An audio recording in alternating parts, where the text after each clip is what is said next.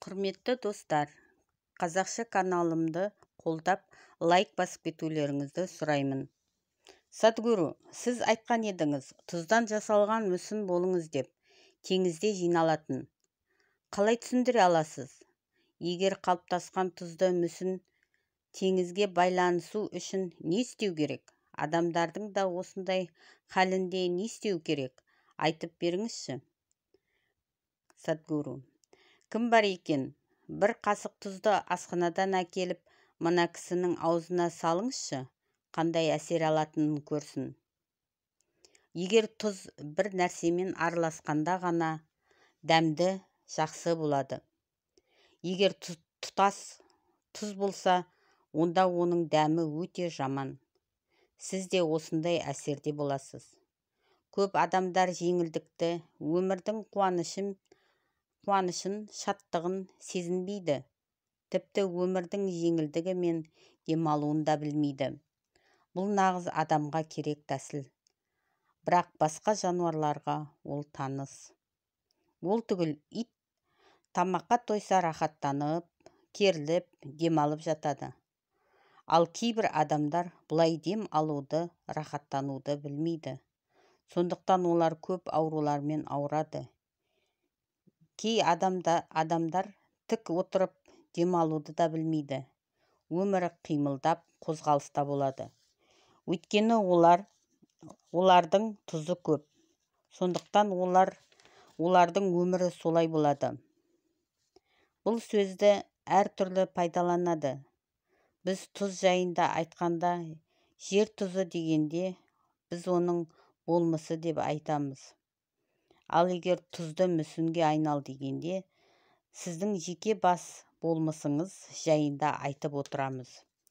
Қазір сіздің болмысыңызға ойыңыз, идея, эмоция, мінезіңіз жатады.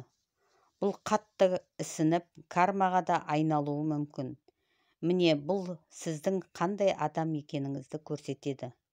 Бұл сіздің тұзыңыз, сіздің болмысыңыз. Бұл кешегі өткен күн немесе алдағы болатын болжам әңгіме. Егер бұның барлығын мидағы, жаттағы өшіріп тастасаң, немесе денедегі сақталған ақпараттарды өшірсек, онда сіз жеке тұлға болмай қаласыз. Жаттан барлығы өшірілген соң, тек өмір сүру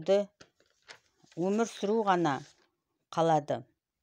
Егер өмір сүру болса, онда сіз барлығын көріп, сезініп, сіз байланыста айналадағылармен бірге өмір сүре бастайсыз. Өмір еш уақытта жеке өмір сүрмеген. Ол әрқашан байланыста болған. Сондықтан адам да айналасындағылармен байланыста бола бастайды. Егер сіз ешкіммен байланыста болмасаңыз, онда жерлеу рәсіміндегі адам секілді боласыз, өліктермен жұмыс істеген. Олар әрқашан қатты күйзелісте жүреді.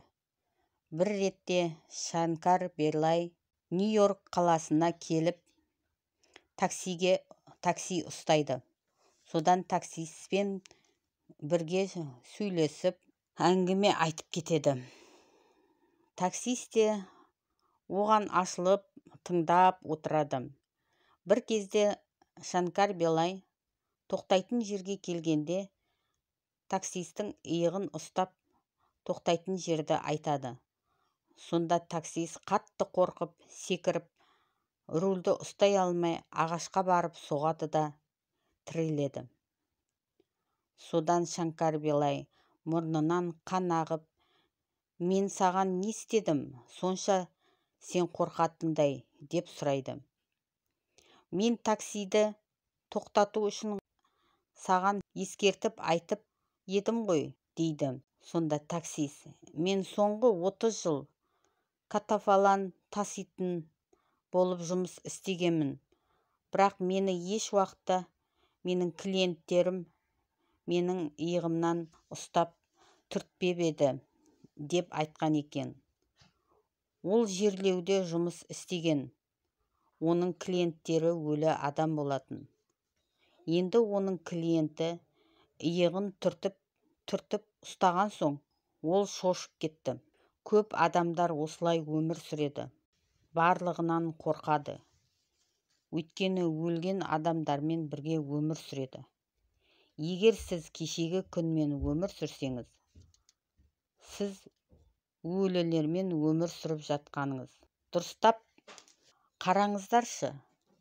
Егер жаңа нәрсе көре бастасаңдар, сіздер қорқып секіре бастайсыздар.